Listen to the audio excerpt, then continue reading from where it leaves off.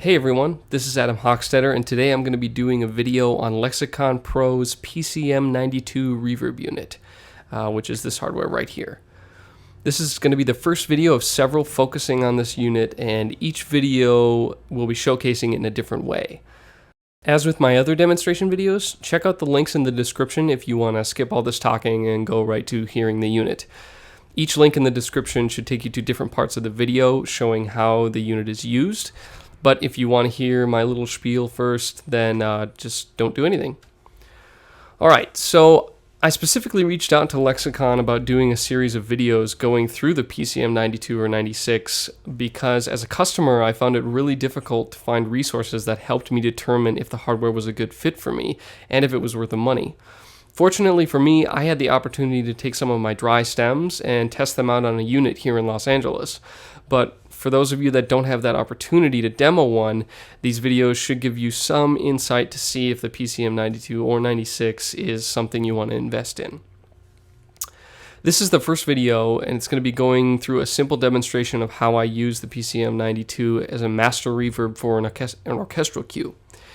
Everything you hear in this music is being sent through the PCM 92 with the large hall setting, as you can see here.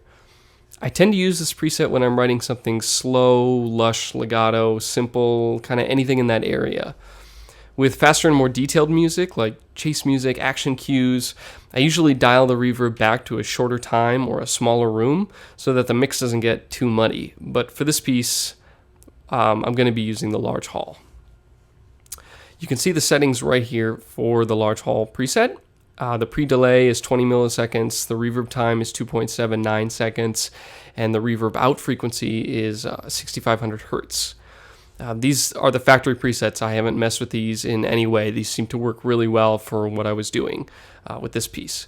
So every so often I'll tweak them depending on the music, but the presets, including this one, sound so great that for me it's more of a set it and forget it type of unit, not a tweak, go crazy. It's a lot harder to tweak, in the hardware units than it is in the software. They do have a software plugin that you can use to pair up if you have a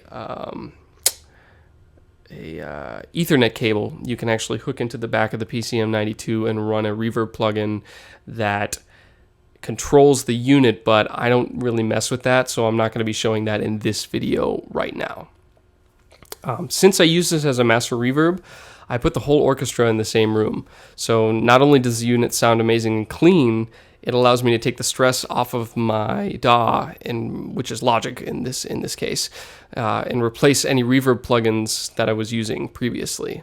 I think I've had this unit for about 3 or 4 months, and I rarely ever use plugins now because it sounds so good that it's hard to go back. Every once in a while, I'll still put some reverb plugins in my session if I have specific musical needs. Like if I need a huge 8-second reverb on a big low boom to create depth, then chances are I'll use a plugin instead of going to the PCM 92 and picking a new setting and then rebouncing and then going back, and it's kind of a pain. So I usually put plugins on if I'm doing something that's stem specific or instrument specific. But for starting out, the PCM 92 is a great place because it allows you to put everything in the same room, and in a great sounding room. So, as I mentioned before, I'm busing all of my stems to the PCM 92, so different sections of the orchestra are getting different amounts of the reverb, which for me basically translates to how far away they are from the conductor. It's probably not technically correct, but I'm sure other audio professionals will be, actually you're doing this and this and this because of this, and it affects this, and whatever. For me, it's an easy way to think of it as where is the instrument going in the room. That's basically how much reverb I'm sending it. So if you're sending it only a little bit of reverb, it's going to sound really close mic'd and really close to you. And if you're sending it a lot of reverb, it's going to sound, way more reverberated, and it's going to be back further in the room. So for example, you can see here that the brass is being sent 100% to the verb, no dry signal whatsoever, because I wanted them to be really far back in the room, way behind everyone else. But the strings are getting a dry signal and a wet signal. So the amount of reverb I'm choosing to give them the wet signal is depending on how close and how dry I want them to sound. So you'll be able to hear that I'm using really close mics and very dry samples when I play the track without the PCM 92 active, which is the second piece of audio you'll hear. But first you need to hear the piece as it was originally written and mixed with the PCM 92 active. So let's go ahead and take a listen.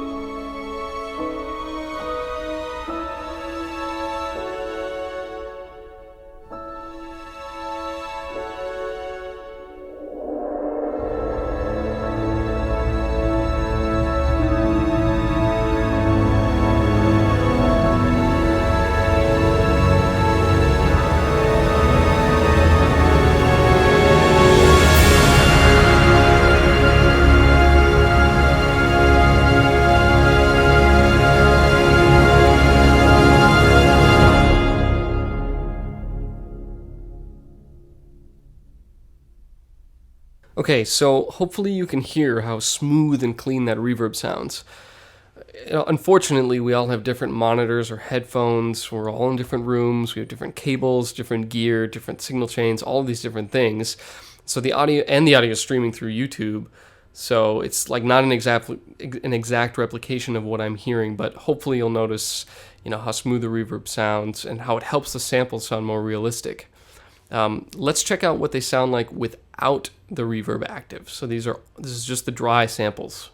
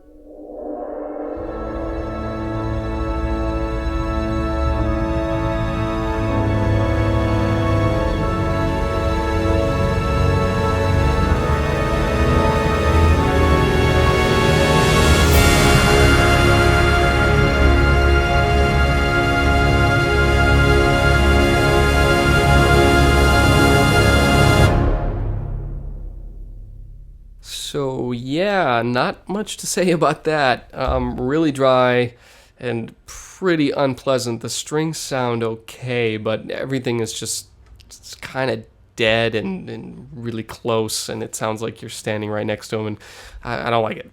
So the brass is especially bad. Remember how I mentioned that the brass was getting sent 100% to the reverb. It's a huge difference going from no reverb at all to completely, 100% wet.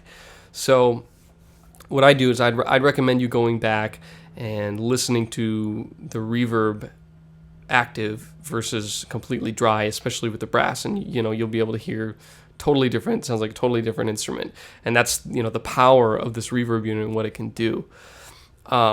I wouldn't do that just yet, though. I'm going to play you the piece one more time, and I'm going to isolate the sections of the orchestra with the Reverb Active so you can see how the PCM 92 works with the different sections. I'll also play the build-up ending, the last little part of the piece, with each different section, strings, brass, percussion, and woodwinds, so that you can hear sort of a piano to forte rise with each different section.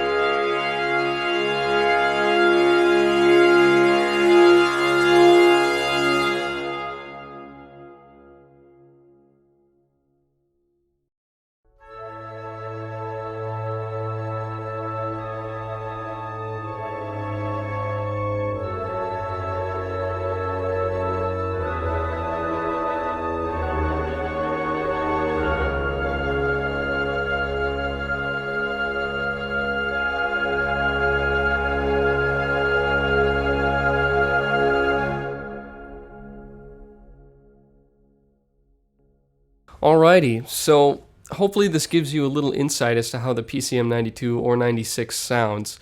I'm sure that you want to hear the different presets and how it compares to other reverbs on the market, but unfortunately it's impossible to get all that information crammed into one video. So go ahead and look for other videos covering those topics. I should have some out coming soon. If they're not already out and this video is really old, then ignore that. If you don't see something that you want covered, let me know in the comments and I'll try to get to it.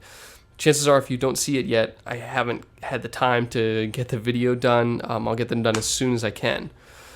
So anyways, again, this is Adam Hochstatter showing you how I use the PCM 92 as my master reverb in my studio, specifically with samples only, not with live. That's going to be another video. So thanks so much for checking this out, and please subscribe and share if you like it. Take a look at my other videos and walkthroughs and demos, and hopefully I'll have more coming soon.